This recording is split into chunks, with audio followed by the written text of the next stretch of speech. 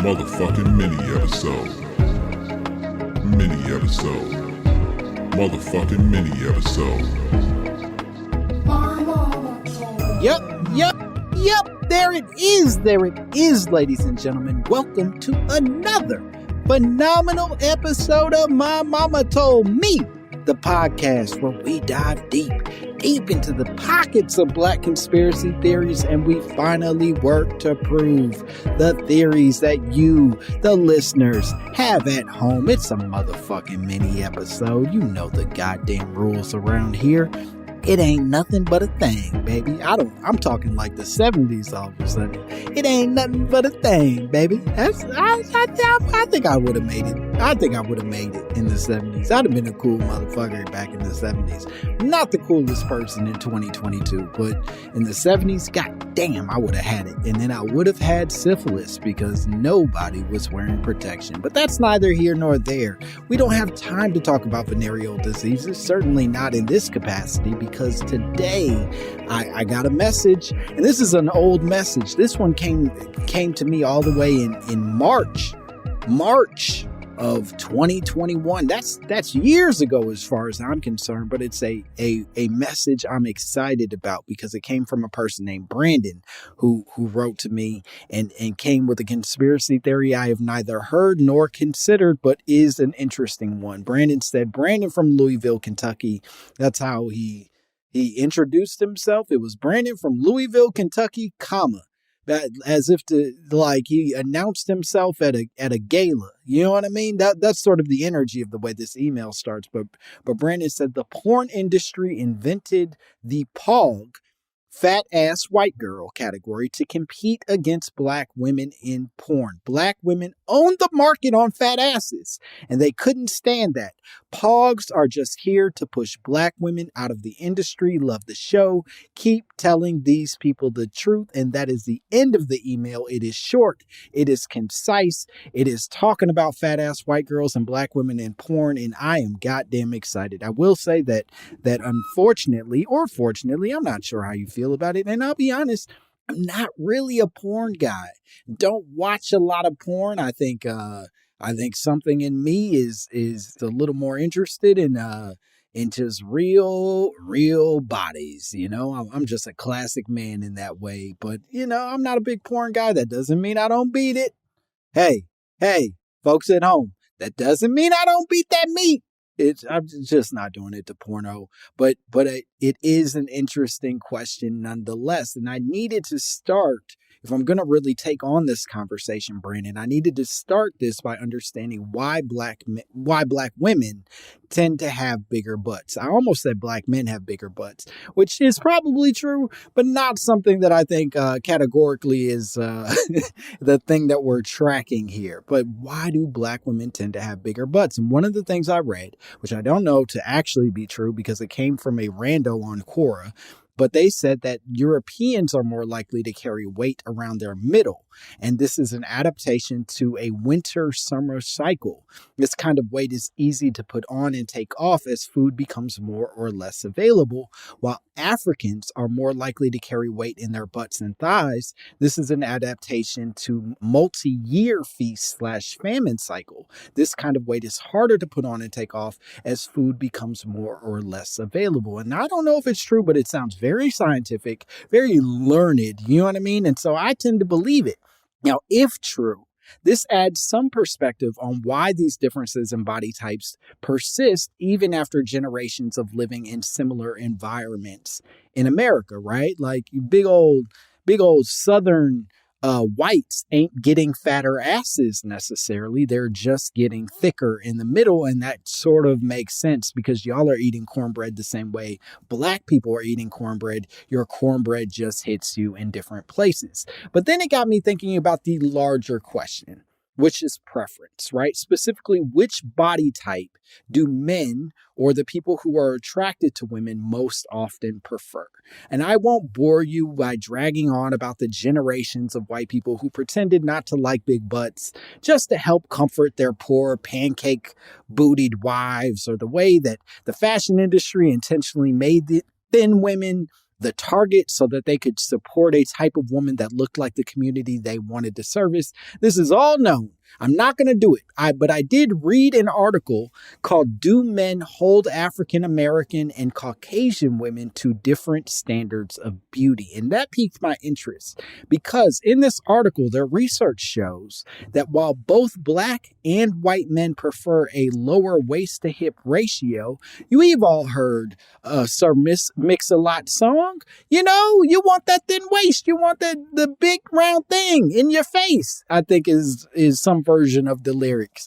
But the point is, all men apparently like a low waist to hip ratio, but black men surprisingly did not choose heavier women as their ideal, as previously expected by these researchers. These researchers presumed that black men would like heavier women. In fact, the ideal body type for black and white men was much closer than ever recorded, suggesting that black and white men have become more similar than different in their physical preferences, and that cultural associations are more of an antiquated holdover than the major separator we once believed them to be. They're basically saying, like, for generations, we thought only black men were the ones that liked big old butts, and it didn't matter how thick a woman was. We were desperately all fawning over these women, and now they're saying that it's become a little more of an equal attraction to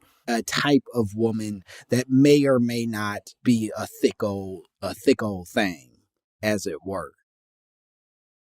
Now, one has to assume that a large contributor to this change is the internet, right? The internet and the standardization of body types through things like IG models, angles on camera phones, lighting, augmentations, and of course, pornography.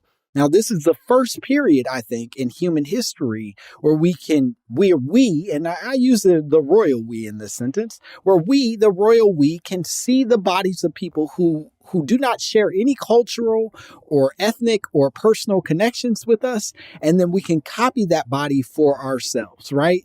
We can literally copy and paste another nigga's body onto our body, and that's never existed before. They weren't doing that back in Roman times. At least I don't think they were, and if they were, shut the fuck up about it. I made my choice not to learn anything. So why would you come around trying to teach me something, you dumb bitch? Anyway, this is the first time in human history, and subsequently, the black woman, the form of the black woman does not belong solely to black women anymore. Whether right or wrong, black women ain't the only ones who can have these black women bodies because it can easily be obtained through a little bit of lighting and Photoshop. And that's crazy. And although I could not find the exact origin and rise of the so-called POG, these fat-ass white girls and the fat-ass white girl category, I read a few articles that suggested the porn industry is very much a reflection of our real lives. So when we see a trend towards tolerance in society, and new communities and cultures sort of rising up, it is often reflected in our porn searches, which leads me to believe, Brandon, if we can get back to this fat ass white girl conversation, it leads me to believe, based on all of this, that the rise of fat ass white girls may be the result of the rising racial intolerance in this country. I think you're onto something, that this is a separator that's happening, because for years, white men had to beat off to ebony porn in secret because it was the only way to theoretically access the body type that black women possessed and that white women rarely offered. However, now they have an alternative. And given the polarization of about whether or not black lives even matter, even when they're attached to a fat ass, it seems only logical that they would instead rely on getting their curvaceous rocks off without any of the ethnic politics attached. Basically, you can see a fat ass without having to deal with the person attached to that fat ass because it's attached to a fat ass white girl, and that makes you feel American and wholesome and Christian. just a good Christian white ass instead of these counterculture monkey white monkey black asses. You know what I mean? It all seems to be connected, that we are creating spaces to separate people by doing the opposite of what seems to be happening, which is making bodies equal and egalitarian. That's my interpretation of it, Brandon. I think you're on to something. I don't know that I believe that the porn industry intentionally did this, right? I think what we're seeing is that the porn industry recognized an urgency, a want from their users, and then they responded in kind, right? They said, oh, these white dudes want to see big old butts, but they don't want any shame attached to it by looking at black women. And so we will encourage and promote more white women with big old fat asses. And boy, oh boy, is it maybe working against us. Maybe this is creating more divide in the country, as it were. I'm not sure, Brandon, but I do know you're probably watching too much porn, and go outside, Brandon. Go see the sun, my guy. Just go look out at the sun one time and see the fat ass in the sky. You know what I mean? That big old butt cheek in the sky. Go stare at that instead of these fat ass white girls who I think may be ruining everything. Anyway, I'm your host, Langston Kerman. I never introduced myself, so I'll do it right at the end. And if you if you would like to send me your theories about which parts of the pornography industry are ruining American values, you can send those theories to mymommapod@gmail.com. I would love to hear from you. And as always, subscribe, write a review, blow me some kisses via the internet, or stick up your middle finger. It truly makes no difference to me. Any engagement is technically engagement, and I'll beat off to it nonetheless. Now you know what I beat off to. It's you saying anything back to me. I desperately need affirmation of any kind, or just acknowledgement that I exist. That's the only reason I do this bullshit in the first place. I love you so much. You're my special someone. Each and every one of you is a beautiful snowflake, and I want to catch you on my tongue and hope you never melt. Ooh, what a way to end. Okay, bye, bitch. Motherfucking mini episode. Motherfucking mini episode. Motherfucking mini episode. Motherfucking mini episode.